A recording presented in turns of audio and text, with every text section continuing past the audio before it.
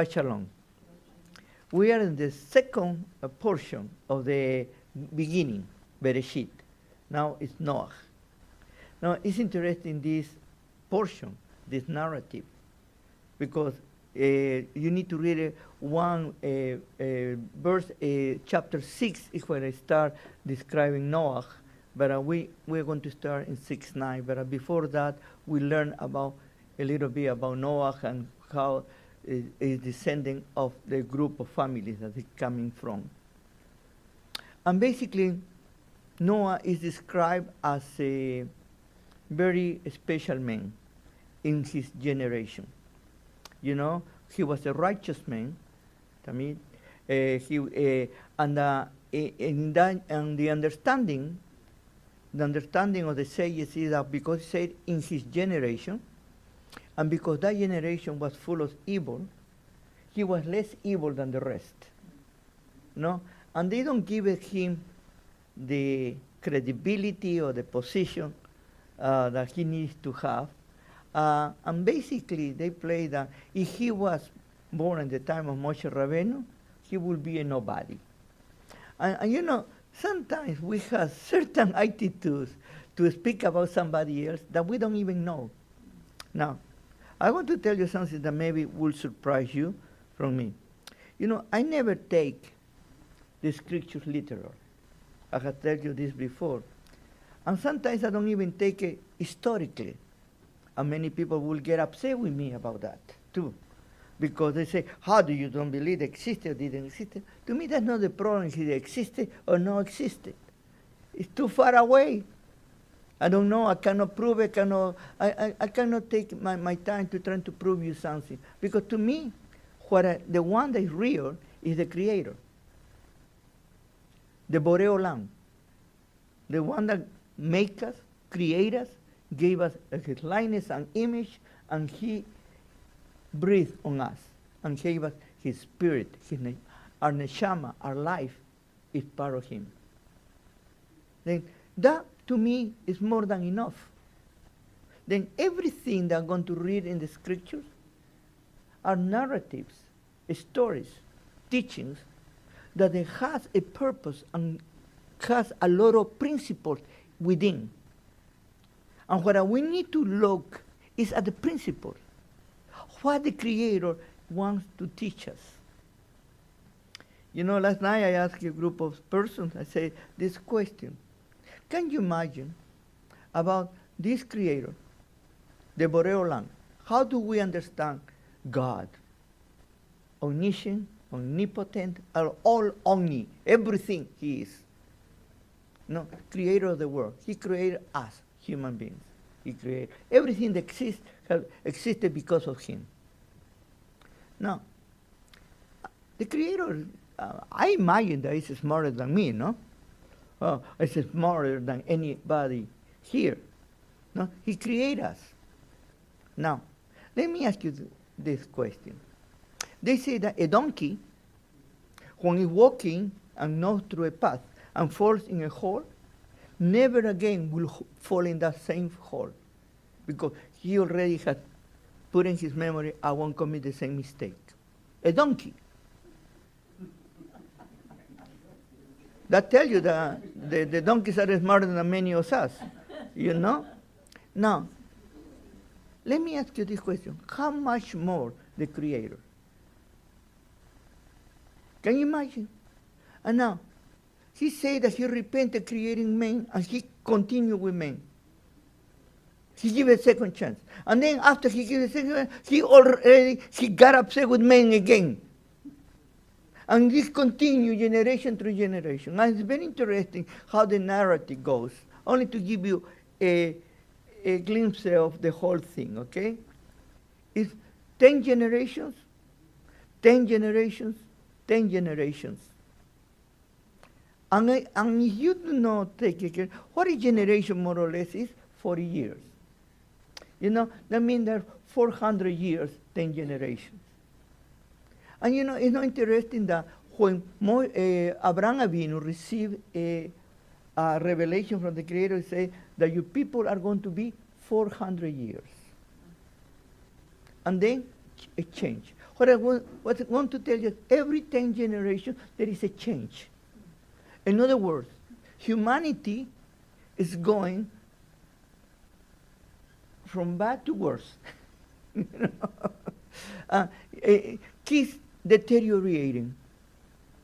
There is something that we need to understand. The Creator made us of His likeness and image, and He gave us a capability that only us human beings we can have. And I have repeated this to you many times. Free will. And free will by itself convey a lot of responsibility. Because it's up to you to make decisions and to decide which direction you go. According to our sages and understanding is we have two sides. Yetzer Tov and Yetzer Ra. You know, the word Yetzer, that is translated as most of the time inclination, maybe it would be better to understand it as our nature as human beings. Then we have two sides. And these two sides, which one is more prevalent? Anybody can answer to me? Yetzer Ra. That is very strong in us. And believe me or not, and this is something that maybe you will see in the negative way, and I can see in the positive way. The Yetzer Ra, the nature to do the opposite to do the Yetzer Tov, it is like a motor, an engine, that pushes to keep going. You know? And you're going to see that everything that pushes to keep going has, in certain way, this inclination in our nature. You know, for example, there was a movie that an actor said, greed is good. No? And why greed is good? Because greed makes you move to want to have something more. And you are capable to dominate that side and to put it in the right perspective, you will be amazing how many things you can accomplish. The Creator gave us these two sides, and we are in constant struggles. One more thing about Israel. It's very interesting, the name Israel. Israel, what it really means, is a conflict or struggling with the Creator. And why we human beings were struggling? Why Israel is struggling with the Creator? Why Jacob needs to struggle with it? Because the other side. Because we need to learn to dominate ourselves. Dominion, when you need the capability to docile yourself. No? Like a beast, like a wild animal, needs to be tamed. We need to tame ourselves. And this is a process. Now, you're going to see in the narrative of Noach, after all that the Creator did with Noah and his children, what is the first thing that he does after he is in land? He could plant anything else, but what is the first thing that he planted? His vineyard, to have his own wine. I like wine, but he was too excited that he drank too much. And we start seeing there our humanity. And one of his children didn't respect him. And that already tells us that even in the nucleus of our families, we have what we call it dark places. What the Creator is trying to tell us? The Creator was not smart enough to know that human beings, if we're going to give a free will, they're going to constantly do wrong. And why does he keep us on going? What is the reason that he continue with that? Why he has done infinite patience? He told Moshe Rabbeinu, I'm going to raise all this race that I brought to you, and I'm going to give you new people. And what Moshe Rabbeinu who interceded and said, no, please erase me or take me out, but I don't do that. Why? Well, it was is the Creator is crazy that he doesn't know what is going on? Is he not omniscient? There are many theologians that they say that what happened that the Creator doesn't have the capability to see the future, or he doesn't know. But everybody tries to explain it. But we need to go beyond ourselves and to look at from the perspective of the Creator, what is very difficult. What he's trying to do is to give us a constant opportunities to ourselves learn from our own mistakes and to be in the process of coming back. And he's constantly giving that opportunity from generation through generation through generation. Because he has not created slaves. And it's very interesting that when he's giving us the Ten Commandments, and later on, the first thing that he's going to talk is against slavery. And you know what is very sad? Then you mentioned a little bit about that, is that we human beings, we prefer to be dominated than to be responsible for ourselves. What do you think is the welfare system, especially in the socialist countries, and the one that has better care about the people? Why grow so fast? Because the government is going to take the responsibility from you to be responsible for your own actions, and you, the only thing that you need to do is to be taken care by the government, by the state. You sell your soul to the devil, literally. And you will be surprised that the great majority of people like that somebody made a decision for me. And what is, I sell myself to the system. That is the reason that religions are very, very opulent and big and great. Look at the greatest religions today, and look at how they move the world.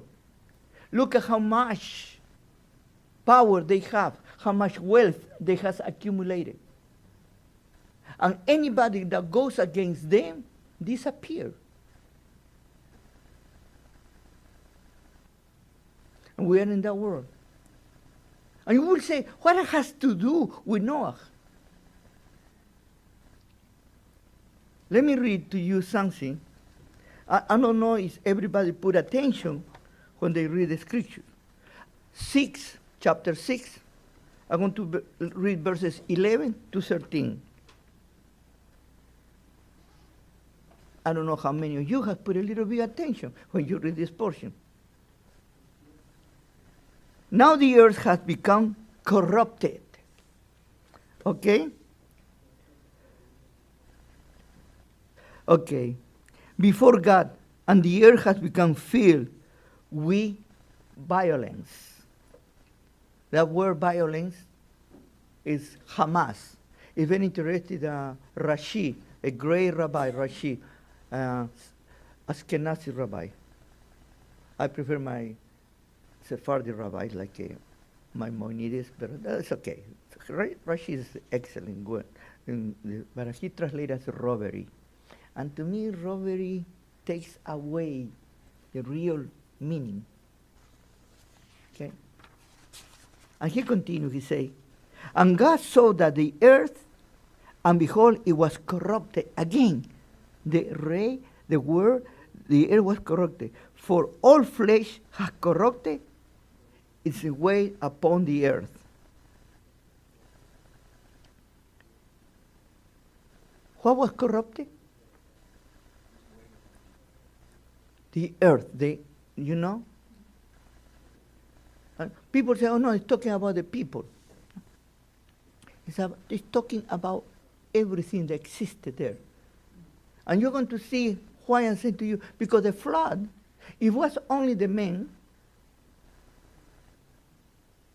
and was not the animal, the vegetable or whatever, he needed to destroy them, only to destroy men.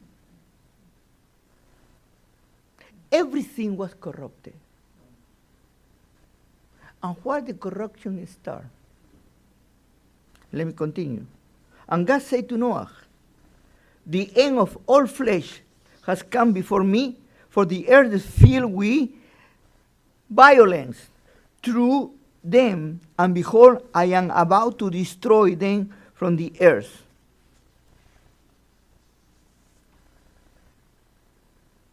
He is going to destroy everything. And why? Who is the one that has produced all this violence? Men. What I'm trying to bring to you, I don't give you answers to you. The only thing, I like to give you questions.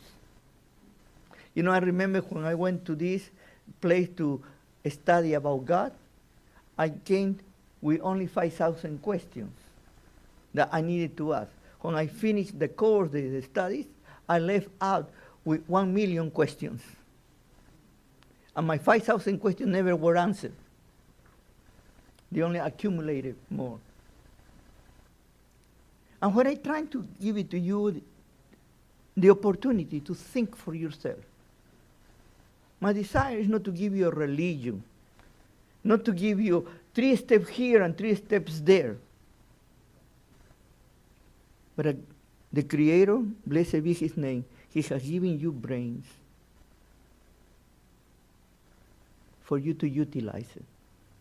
Don't be selfish, and don't be, what I would call it, the person that lazy. Okay, don't allow the other people live your life. Don't allow the other people tell you how to live your life.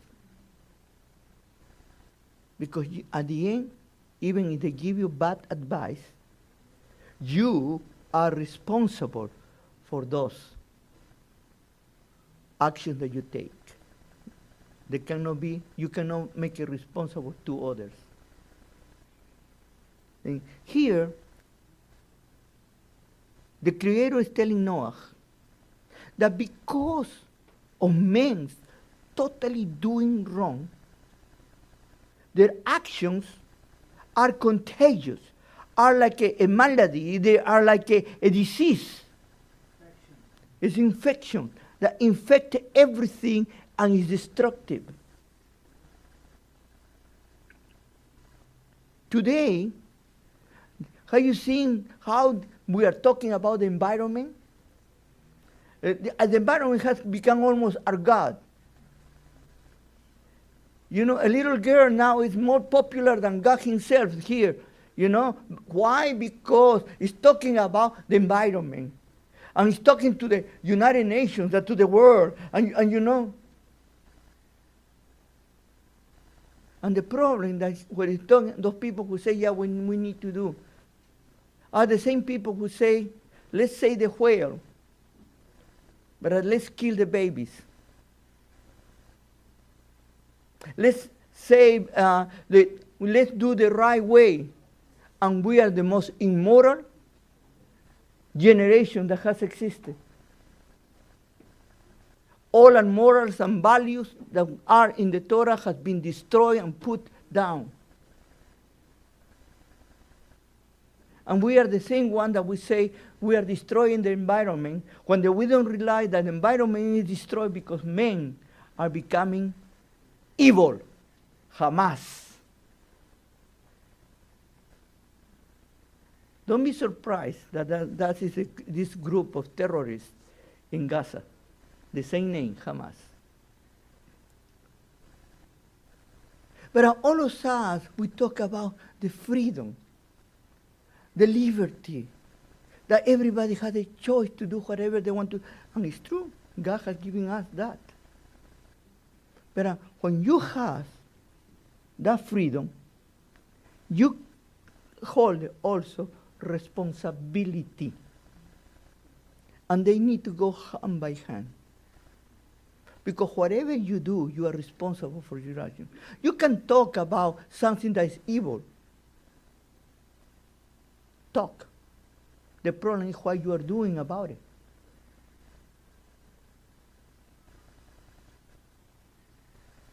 Noach is the example of a man who, in a generation that was evil, was less evil than the others maybe, but God gave us the opportunity to continue.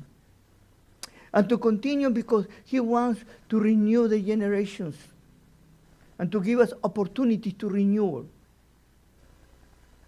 And the opportunity of renewal is the opportunities of Shubha, returning to him.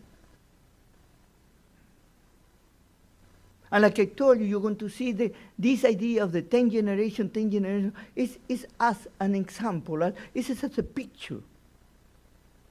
And what I'm telling you, every 10 generations, even in our times, we see dramatic changes.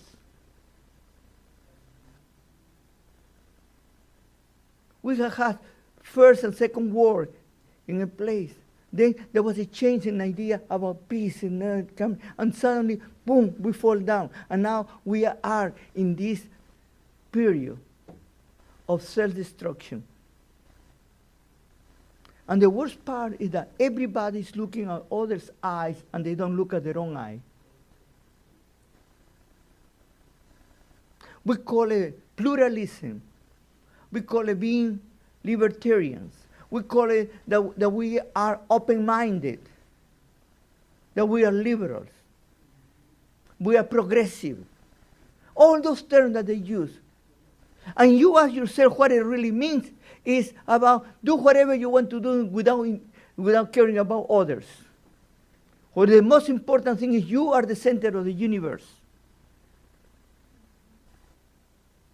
And here comes very interesting.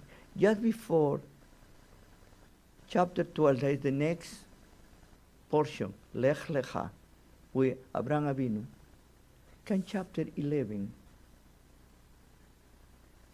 And then this picture is going to, we know, at the Babel Tower. You know?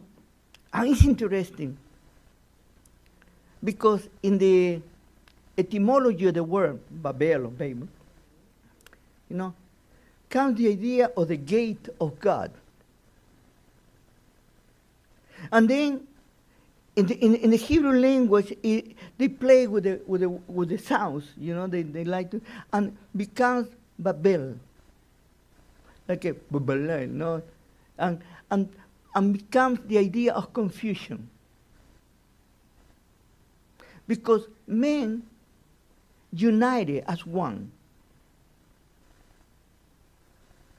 supposedly, and they had the one language, and they say one purpose. And what was the purpose? Let me read from 11. Chapter 11, verse 4.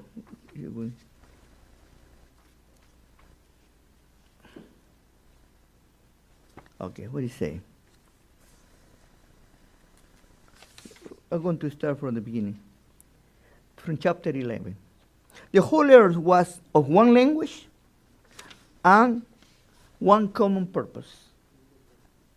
And it came to pass when they migrated from the east, they found a plain in the land of Shinar, and they settled there.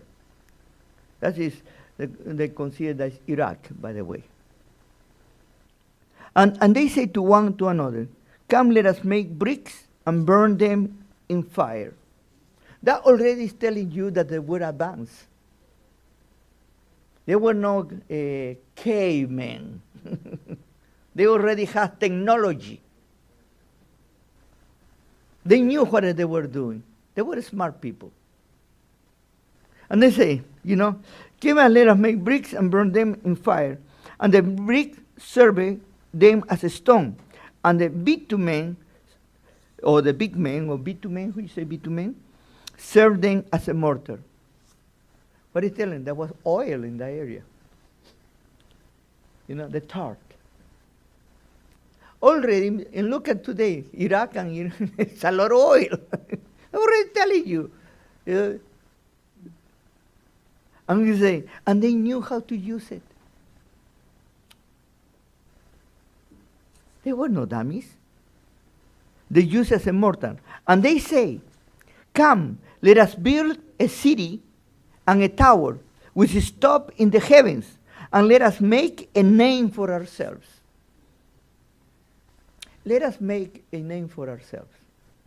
Like they didn't have a name. Let me ask you this question. Against who they were competing? Because this is the problem of us as human beings. When we deny the Creator, it's because we do not have to report to anybody, and we do not want to have under anybody. And this is the contradiction of humanity. Let me do whatever I want to do, but you take care of me.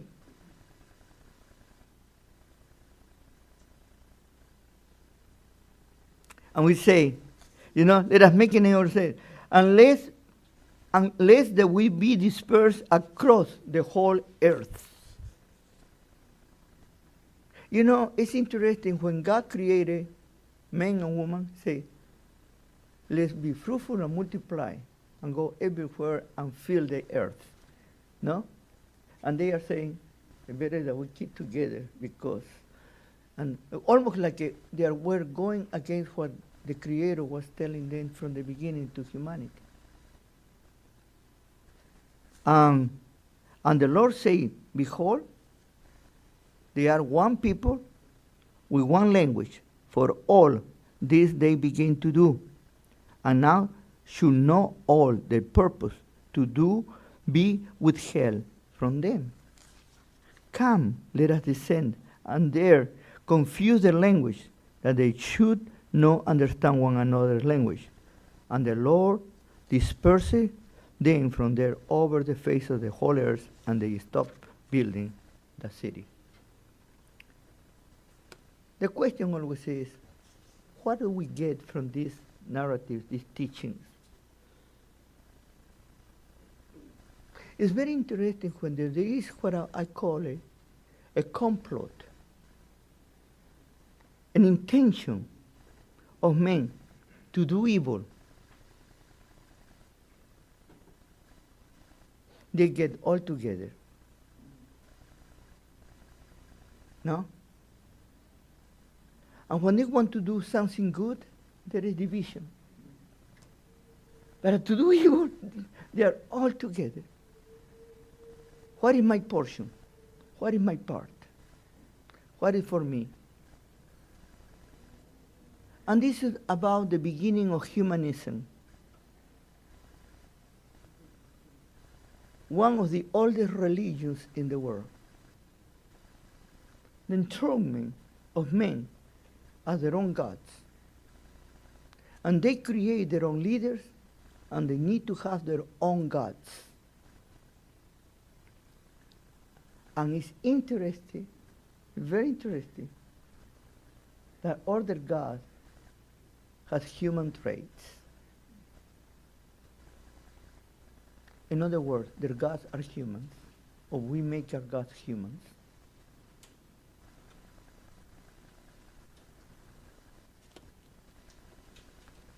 What do we can learn now about the environment?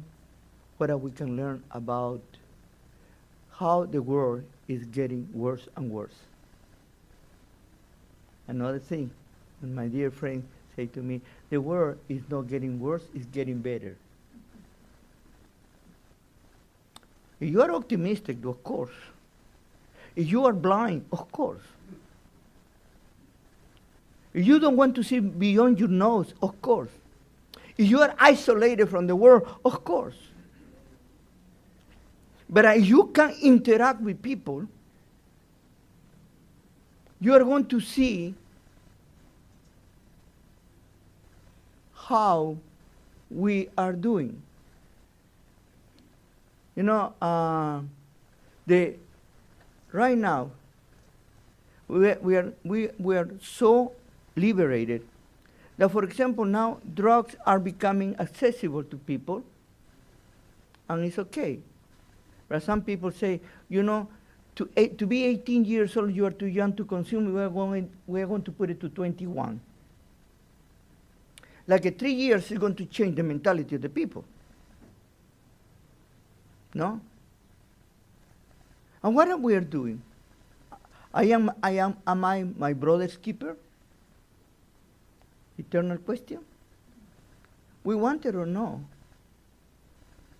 In a community, in society, we are responsible for each other, even if we don't want to be. And what we are learning from this portion is about the deterioration of humanity, because we as human beings, we start taking positions that are not for us.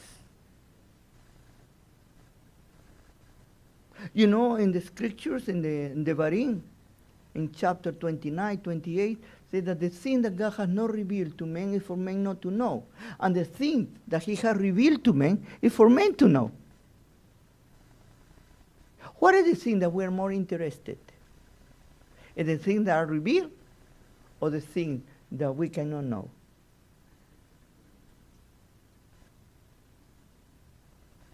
And the things that have been revealed don't even, we master them. Totally the opposite. We leave it out. Well, because we are too busy doing other things.